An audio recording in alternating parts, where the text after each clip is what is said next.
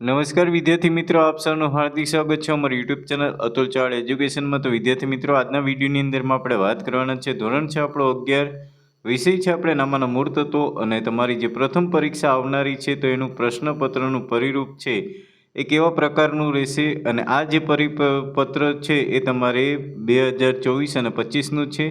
અને ગુજરાત માધ્યમિક અને ઉચ્ચતર માધ્યમિક શિક્ષણ બોર્ડ ગાંધીનગર દ્વારા જે તમને 50 માર્કનું જે પેપર પૂછવામાં આવશે તેમાં કયા વિષયમાંથી કેટલા માર્ક્સનું પૂછવામાં આવશે તેના વિશે આપણે ચર્ચા કરીશું, અને કયા માળખાની અંદર કેટલું પૂછાશે.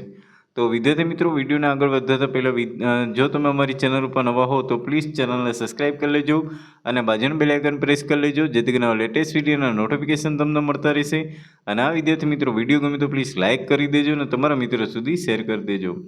તો વિદ્યાર્થી મિત્રો, તમારે જે આ પેપર છે એ તમારે 50 માર્ક્સનું રહેશે અને એનો સમયગાળો તમને આપવામાં આવશે 2 કલાકનો. તો મિત્રો, આ જે 2 કલાકનું જે પેપર છે એમાં તમારે આપણે વિષયની વાત કરીએ તો તમારું જે પહેલું પાઠ છે એ પાઠનું નામ છે આપણે હિસાબી પદ્ધતિ અને તેના પારિભાષિક શબ્દો. એમાંથી ફક્ત તમને 2 માર્ક્સના જ પ્રશ્ન પૂછવામાં આવશે.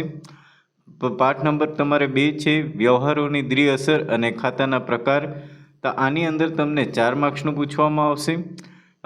તમારે જે પાઠ નંબર 3 છે વસ્તુઓ અને સેવાઓ કર પરિચય, તો એ તમને 2 માર્ક્સનું પૂછવામાં આવશે. પાઠ નંબર છે તમારે 4 આમનોંધ, તો આમનોંધની અંદરથી તમને 7 માર્ક્સના પ્રશ્ન પૂછવામાં આવશે. ત્યાર પછીનો 5મો તમારો પાઠ રહેશે હિસાબી સમીકરણ અને ધંધાના વ્યવહારો. તો એની અંદર તમારે પૂછવામાં આવશે 4 માર્ક્સનું. ત્યાર પછી તમારે 6થો પાઠ રહેશે પેટા નોંધો, તો પેટા નોંધની અંદરથી તમને 5 માર્ક્સનું પૂછવામાં આવશે.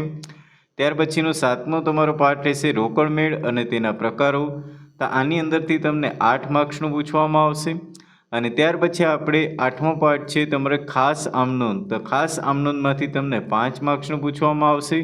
અને ત્યાર પછી તમારે પાઠ નંબર રહેશે 9, તો 9મા પાઠની અંદરથી તમને 8 માર્ક્સનું પૂછવામાં આવશે. અને ત્યાર પછી 10મો પાઠ જે છે તમારું કાચું સરવૈયું, તો કાચા સરવૈયામાંથી તમને 5 માર્ક્સનું પૂછવામાં આવશે.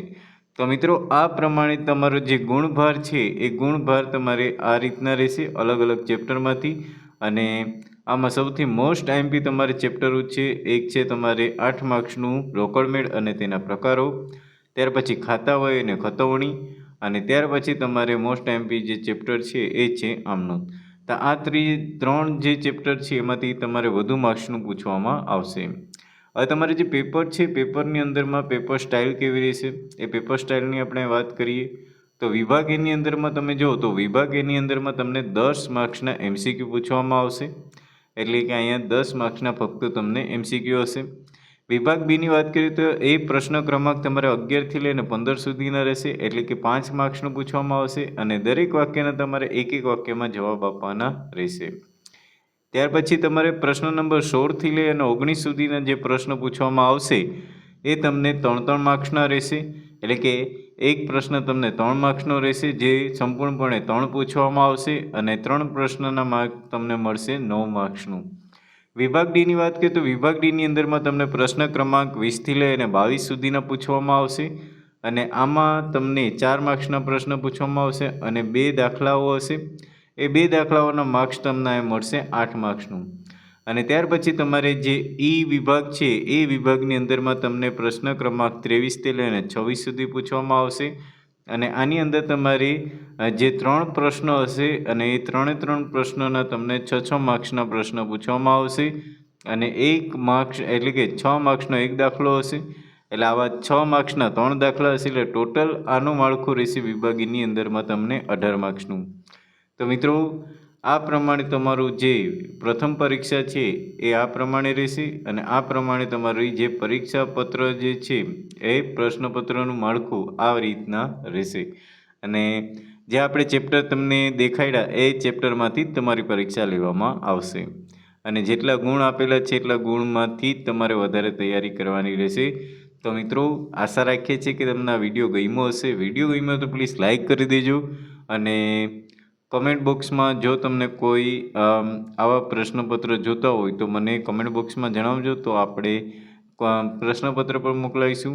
અને હા મિત્રો, હજી સુધી પણ જો તમે અમારી યુટ્યુબ ચેનલને સબસ્ક્રાઈબ ના કરી, પ્લીઝ સબસ્ક્રાઈબ કરી દેજો અને બાજુનું બેલ આઇકન પ્રેસ કરી દેજો, જેથી કરીને લેટેસ્ટ વિડીયોના નોટિફિકેશન તમને મળતા રહેશે. અને હા મિત્રો, તમારા મિત્ર સુધી શેર પણ કરી દેજો, જેથી કરીને એ લોકોને પણ ઉપયોગી થાય. તો ફરી મળીશું નવા વિડીયો સાથે. દરેક મિત્રોને જય હિન્દ, જય ભારત.